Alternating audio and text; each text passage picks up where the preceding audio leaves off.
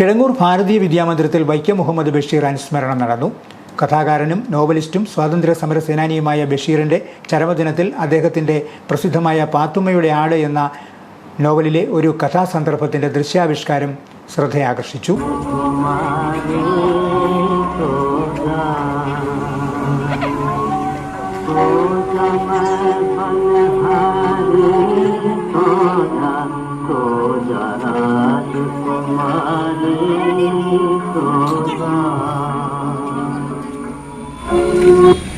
ഇതാരുടെ ആട്?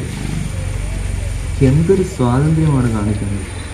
എവിടെയെല്ലാം കയറുന്നു, എന്തെല്ലാം ചെയ്യുന്നു, എന്നിട്ട് ആരും ഒന്നും മിണ്ടുന്നില്ല.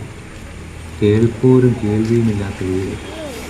ആരതാണമ്മ ഈ ആട്? നമ്മുടെ പാത്തുമ്മയുടെ ആടാ. അതാണല്ലേ ഇതിനത്ര സ്വാതന്ത്ര്യം.